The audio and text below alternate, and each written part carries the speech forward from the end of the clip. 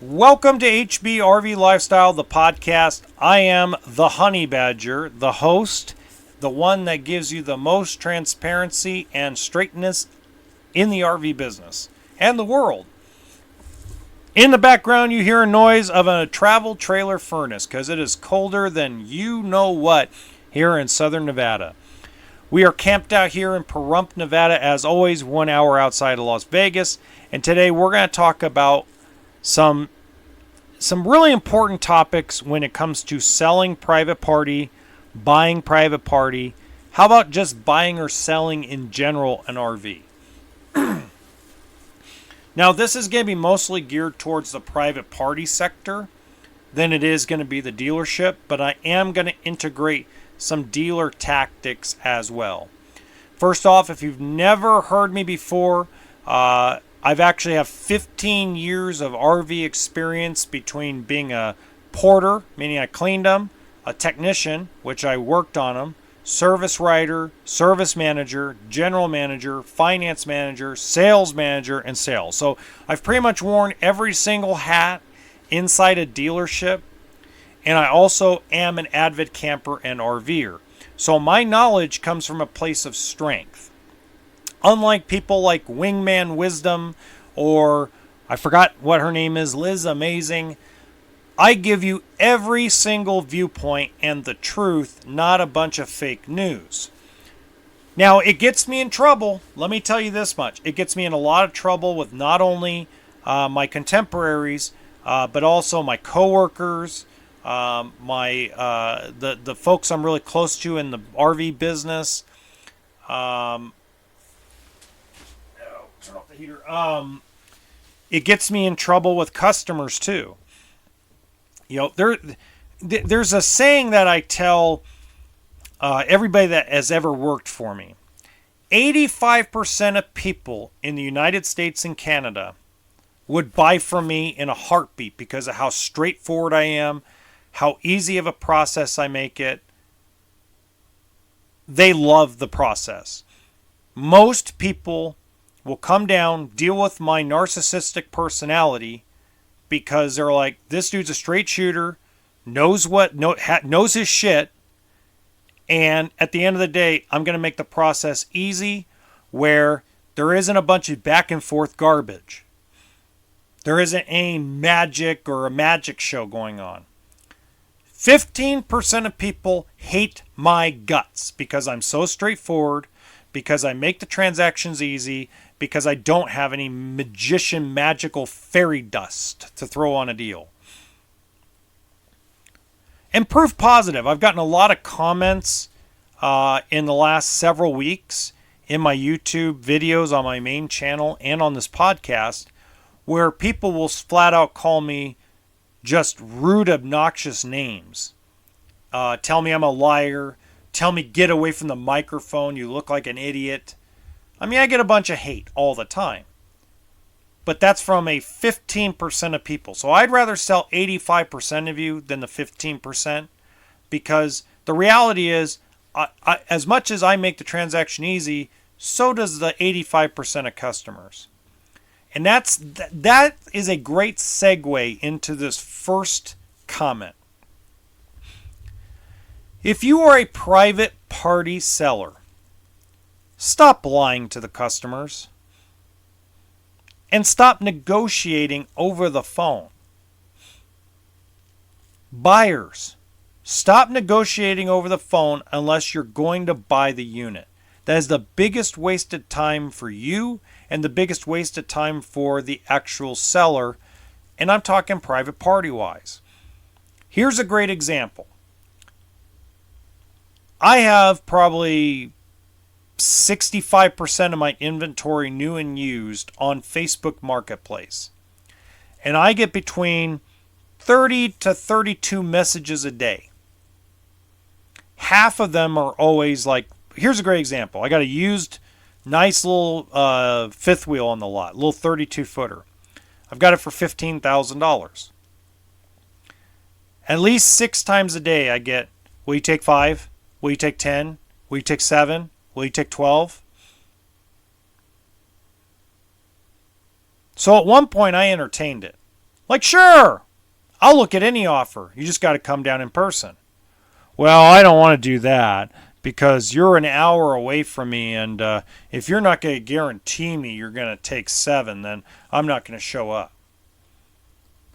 So then I tested that theory. I would have lost money. I would have lost my absolute butt because I'm in it a lot more than $7,000. But I decided to tell one guy, sure, I'll take 7. When do you want to come pick it up? Well, I got to come see it first. Well, guy never showed up, by the way. Private part. So if your budget is $10,000 for a travel trailer or a fifth wheel, you got $10,000 cash. Okay. Shop $10,000 trailers first. Go look at $10,000 trailers before you start screwballing around with people that are asking more money.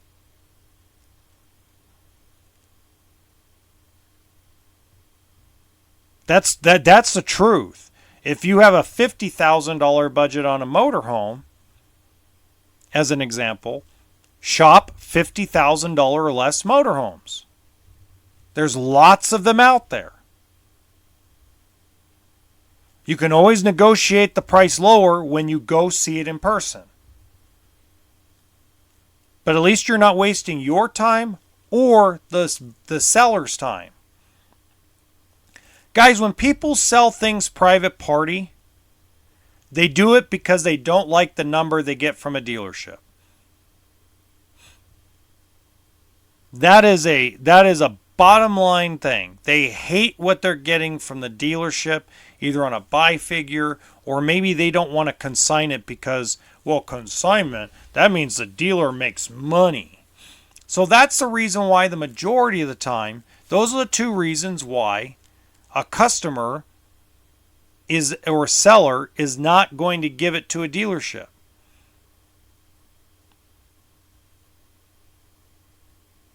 So now you're wasting their time when they probably work and they probably have a limited window for serious people to come out and look at their rigs. Sellers, stop lying to customers about that a coach is in perfect shape and it's in great condition. Be honest. If you read the descriptions I give for every one of my used units that I have on the lot, when people show up, they go, wow, it's exactly how you described it. I'm like, yeah. Because I'm not going to bullshit people about a rig. I had a 2019 Open Light fifth wheel. That thing was beat to hell. The wholesale book, the trade-in value, the bank lens on was $32,000. I sold it for $22,000. I sold it for $10,000 less than trade-in value because the guy lived in it, had a dog. You should read the description I had. I had this huge long description, Craigslist, Facebook Marketplace, OfferUp, that explained all the damage in the trailer, verbatim.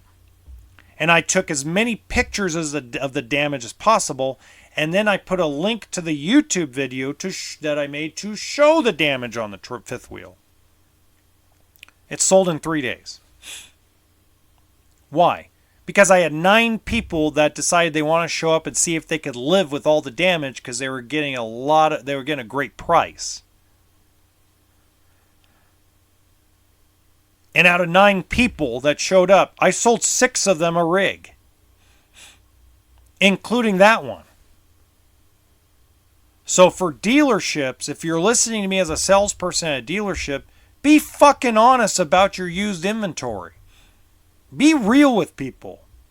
Yes, it's going to piss off the 15% that hate when you're a straightforward person. But 85% of people don't have time for bullshit, don't want to deal with BS, and they sure in the hell don't want to have some fairy dust thrown on them to think that something magical is going to just come out of nowhere, that you're going to pull something out of your rear end and voila, it's going to be rainbows and sunshine.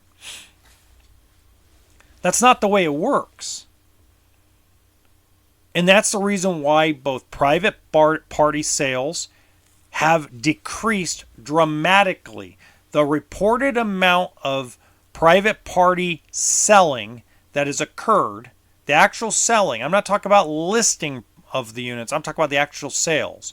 There is a statistic that you can find for states that have no sales tax on private party purchases.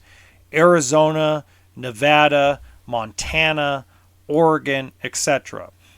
And if you combine the statistics from all 4 states that you get from the Motor Vehicle Company, the statistics say that private party sales have dramatically decreased since the end of 2021. And it's because we're all a bunch of liars about it. The seller's lying about the condition of their unit. The buyer is lying that they can actually afford it, or they offer some stupid lowball number before they could even get to see the unit. Well, I got a budget of 30 grand, so I'm going to go shop for a bunch of $45,000 rigs because I'm pretty sure they're going to be desperate enough to sell for 30. Unbelievable.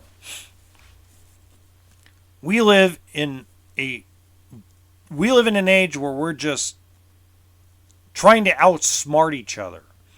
And it's ridiculous. Sorry, I got the sniffles really bad. The wind has been picking up really bad. It's got my nose all the way up to my sinuses up in my forehead. It's just clogged. So you're going to have to apologize for the sniffling. I'm so sorry. The next thing I really want to cover, and this is especially for used private party and used dealership buyers. Go get pre-qualified. Now, I always tell you, use the dealer financing if possible because it does give you an advantage in negotiating a price. But I still highly recommend if you are financing and you're going to do it through you're going to buy a private party or from a dealership, and you're buying an older used unit. And what I mean by older is it's more than 5 years old. Go get pre-approved for a dollar amount and a year model before you go shopping. This has had a lot of success, guys. So I've given this advice out even before I started this podcast, even on my main YouTube channel, HBRV Lifestyle. I've given this advice a lot even before I became an influencer, because when you are questioning in your mind whether or not you're going to qualify for a loan, it's always nice to know what you can qualify for. So I had a guy walk into the dealership lot about 3 months ago. He just came back. He bought a used little travel trailer from us. It was $18,000. He came out, looked at everything we had, wasn't quite sure what he would qualify for. So I actually looked at I can pull credit without a social. I can actually pull most people's credit without even affecting your credit. And I looked at it and I said, look, you're a member of Navy Federal Credit Union. Why don't you go down there before we send you off anywhere? He was a 685 score. And I said, why don't you go down to Navy Federal, see how old they'll do for you and what the max dollar amount they'll give you. So they'll give you a limit on what year you can buy or newer, and they'll give you a dollar amount. He came back and says, well, they'll go do up to a 2015. I said, great. And how much? He says, 75 grand. I go, fabulous. What do you really want to spend out of that 75 grand? He says, 20. So we found him a little $18,000 trailer. So that's a very good success story because you feel better. I'm telling you, folks. I know for a lot of you, especially if you're first-time buyers, it feels good when you take the extra step and you get pre-qualified through at least one credit union, especially if you're buying something used. New, not so big of a deal. New, a dealership can point you in the kind of the right directions. And you're going to buy new strictly from a dealership. But when you have that knowledge that, okay, I can qualify for a $25,000 loan and I have to stick to 2010 or newer as an example.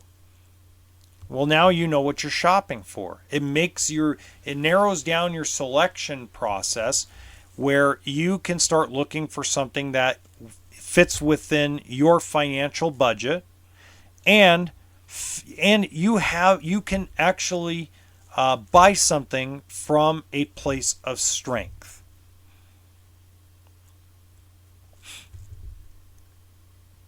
New's a different animal, but used definitely, especially if you're like looking for something under 15 grand. If you're looking for like a fifth wheel that's under $15,000 or $15,000 or less, you're really going to want to go get pre-qualified if you're trying to finance something like that. Seriously, like that's the best, absolute best thing you can do. Now, here's the problem that a lot of people are going to have with me on this is just because you have a $15,000 loan set up doesn't mean you can go around to guys that want 20 grand for a fifth wheel and negotiate before you even stand in front of the guy and show him you're serious.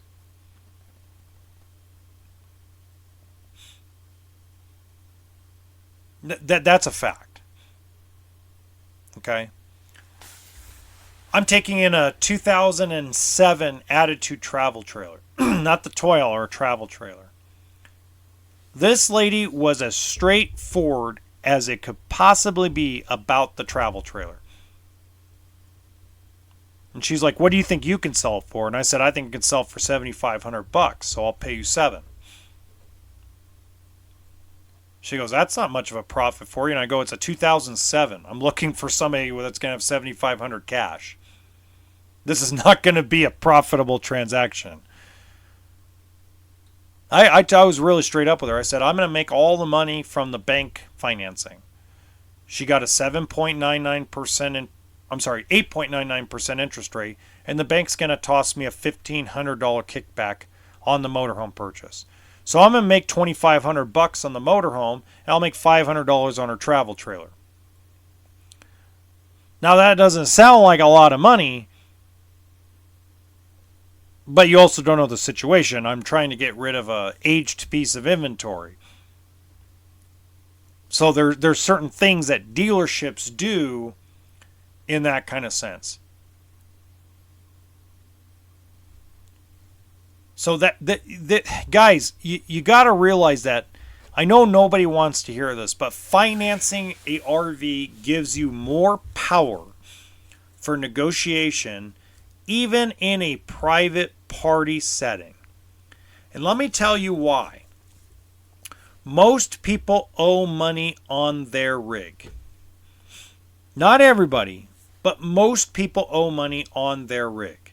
They have some kind of bank loan on it. Okay? When you go and finance the RV,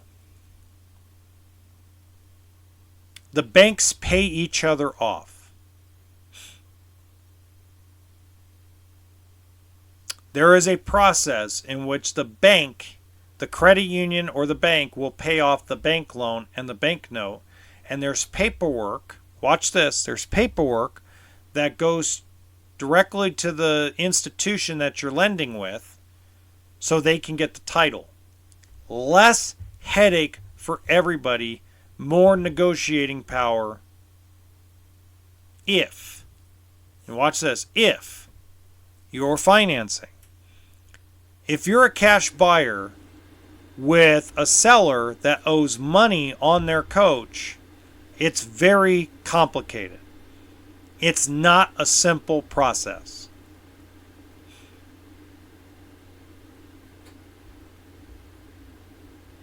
Key thing there. So I did a video. On the 5 reasons why paying cash for an RV is stupid. That's literally the title of the video. I think I'm up to 15,000 views, I think, on that video. And I get some nasty, mean comments. And that's fine. That's that 15% of people that will never buy from me anyway. Trust me, I meet them at least 15 times a year. But that's okay, guys. I understand. I get it. We were raised that cash is king. Cash is trash. Cash is absolute garbage when it's not in the form of a bank loan to anyone, even in a private party setting.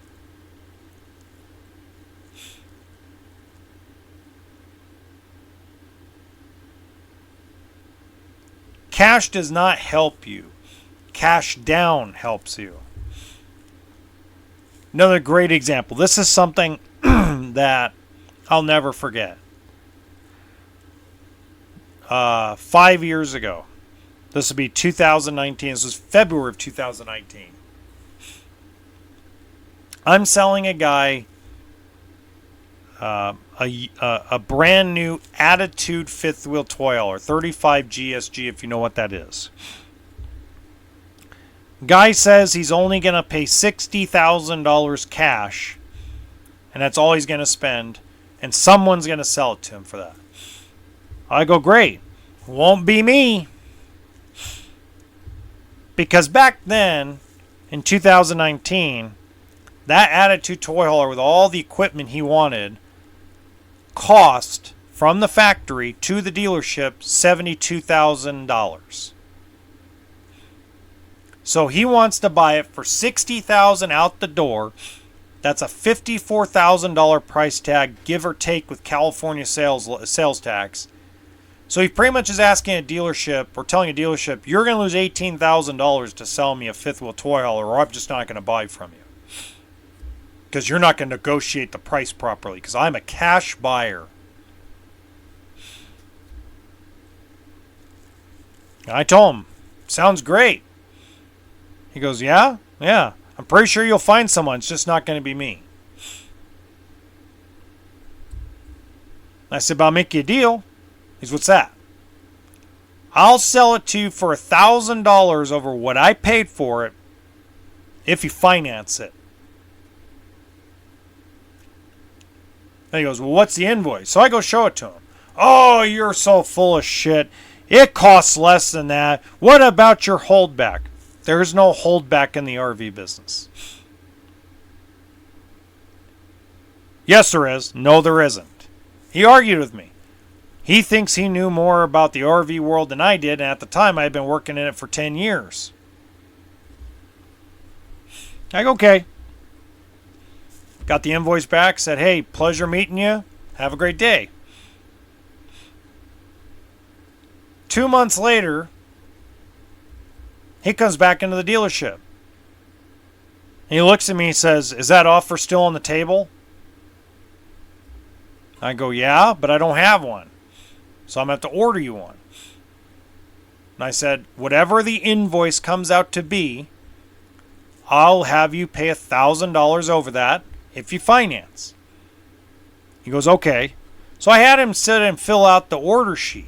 Now all of a sudden, it went from a $72,000 fifth wheel to an $81,000 fifth wheel with all the equipment he wanted on it.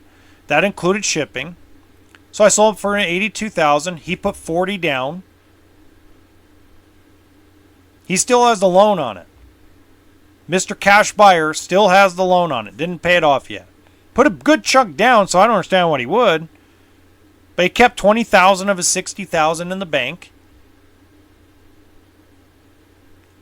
And he said, he told me the other day, because I talked to him over the phone, he told me the other day, he says, you know, if you didn't tell me what you told me, I would have never done it. He says, well, how much money did you actually make? And I said, well, you bought the extended warranty, so I made $800 there. And I said, and then the finance company gave me $1,600. So I said, in total, on the unit that I had for factory made for you, I made $3,200. And you paid $1,000 over what I paid, and I still made $3,200. And he looked, and he said, "Wow." I said, "Yeah, I don't need to make 10, 15 grand on that kind of transaction.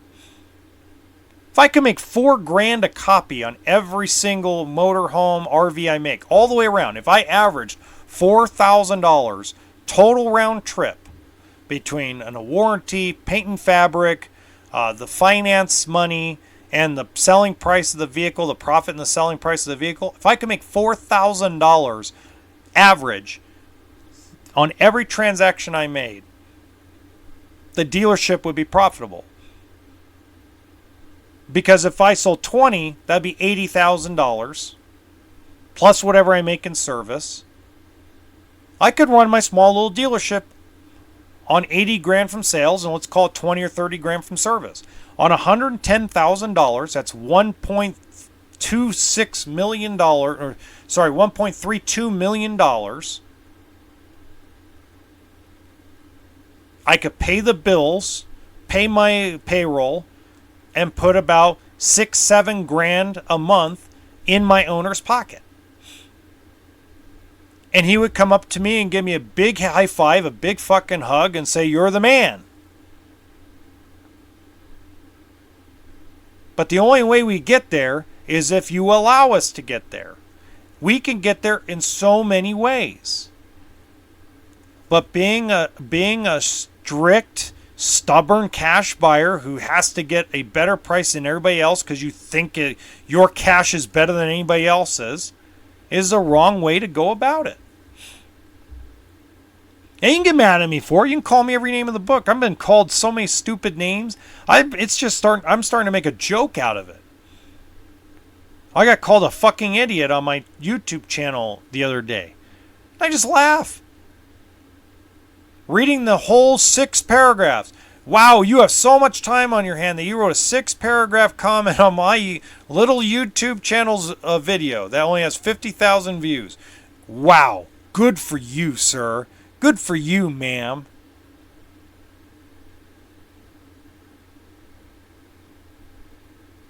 I don't want your business anyway. Because people that think their cash is better than anything else on God's green earth, better than their next door neighbors, better than everybody else's, because I've got cash. You don't want to buy from me anyway. Now, if you're a cash buyer that's reasonable and understanding and you don't think you're better than everybody else, you're going to buy from me.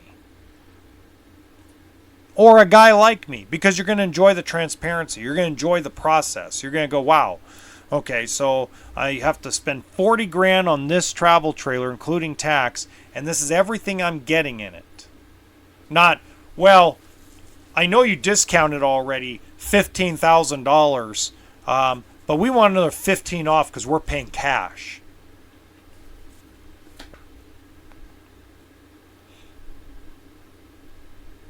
Now, sellers, I'm going to give you one piece of final advice. Private party sellers especially, and dealerships. Don't be like me and be a sarcastic ass about this thing I'm talking about. Don't be like me with that. I have no filter. Zero.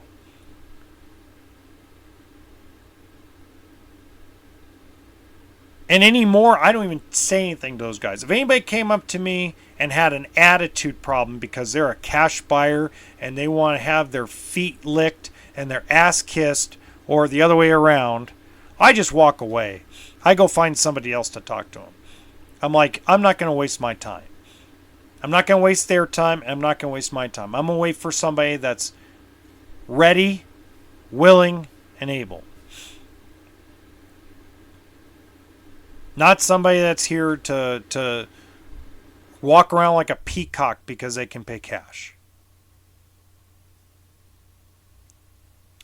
All right. Well, that's it for today. Thank you so much for listening in. Please make sure you subscribe to the YouTube channel if you haven't already, or follow me here on Spotify, Amazon, iHeartRadio, and wherever you get your podcast.